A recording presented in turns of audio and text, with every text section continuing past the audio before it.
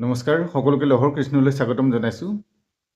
ইতিমধ্যে লহৰ কৃষ্ণৰ জৰিয়তে তোমালোকলৈ সংস্কৃত বিষয়ৰ প্ৰতিটো শ্ৰেণীৰেই পাঠ আগবঢ়াই থকা হৈছে, প্ৰশ্নোত্তৰ আগবঢ়াই থকা হৈছে। শিশু শিক্ষা সমিতি অসমৰ অন্তৰ্গত বিদ্যালয়সমূহত যিসকল ছাত্ৰ ছাত্ৰী অধ্যয়ন কৰি আছে, সেই ছাত্ৰ ছাত্ৰীসকলৰ অষ্টম শ্ৰেণীলৈকে যি সংস্কৃত তাৰ পাঠৰ লগতে নৱম আৰু দশম শ্ৰেণীৰ অৰ্থাৎ হাইস্কুল শিক্ষান্ত পৰীক্ষাত আহিব লগা প্ৰশ্নপত্ৰ প্ৰশ্নোত্তৰ যুগুত কৰি থকা হৈছে। ইয়াৰ পৰা দি থকা হৈছে, ব্যাকৰণসমূহ দেখুৱাই থকা হৈছে।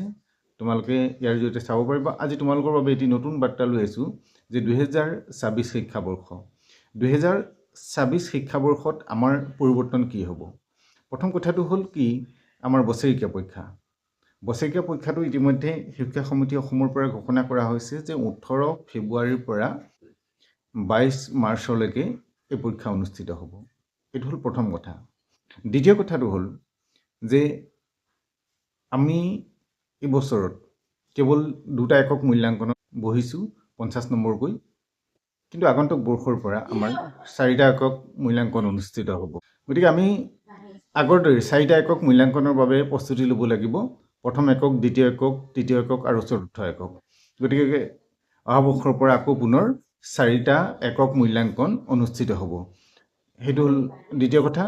তাৰপিছতে কথা হ'ল আমাৰ শংকৰদেৱ শিশু বিদ্যা নিকেতনসমূহৰ গুণগত মান নিৰূপণৰ বাবে 4, 5 আৰু 6 ফেব্ৰুৱাৰী 2024 উৎকৰ্ষৱ নামেৰে এক অনুষ্ঠানৰ আয়োজন কৰা হৈছে।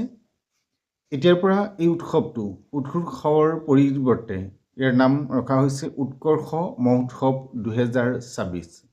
অৰ্থাৎ এই অনুষ্ঠানত ছাত্ৰ ছাত্ৰীসকলে বিভিন্ন ধৰণে কাৰ্যকলাপ কৰি প্ৰদৰ্শন কৰিব লাগিব। যেনেধৰণে আমি শুনি আহিছোঁ চৰকাৰী বিদ্যালয়সমূহত গুণ উৎসৱৰ আয়োজন কৰে, তাৰ পৰা বিদ্যালয়খনৰ মান নিৰূপণ কৰে। ঠিক তেনেধৰণে এইবাৰ পৰা শংকৰদেৱ শিশু বিদ্যা নিকেতনতো এই উৎকৰ্ষ মহোৎসৱ নামেৰে 2024 নামেৰে অনুষ্ঠিত হ'ব আৰু তাৰিখটো ঘোষণা কৰা হৈছে 4, 5 আৰু 6 ফেব্ৰুৱাৰী 2024। গতিকে তাৰ বাবে আমি বিভিন্ন ধৰণে আমি নিজৰ প্ৰতিভাসমূহ প্ৰদৰ্শন কৰিব পাৰিম।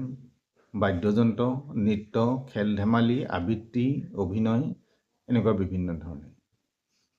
ইতিমধ্যে আমি কিছুমান ক্ষেত্ৰত দেখিছোঁ যে বহুতো ছাত্ৰ ছাত্ৰী আছে, কোনোবা এজন খেলত পাৰ্গত, কোনোবা এজন গীত গোৱাত পাৰ্গত, কোনোবা এজন আকৌ নৃত্যত পাৰ্গত, কোনোবা এজনে বিভিন্ন কলা প্ৰদৰ্শন কৰি তেওঁ তাত ভাল পায়।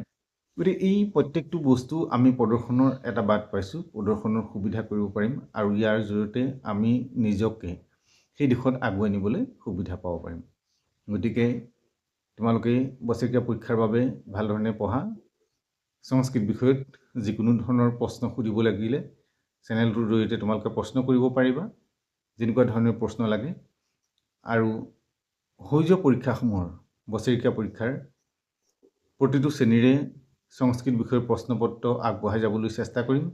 আৰু লগতে তাৰোপৰিও বেলেগ বিষয়ৰ যদি তোমালোকক প্ৰশ্নপত্ৰৰ প্ৰয়োজন হয়, তেতিয়াহ'লে কমেণ্ট কৰি জনাবা, তোমালোকক আগবঢ়াই দিয়াৰ চেষ্টা কৰিম। নমস্কাৰ।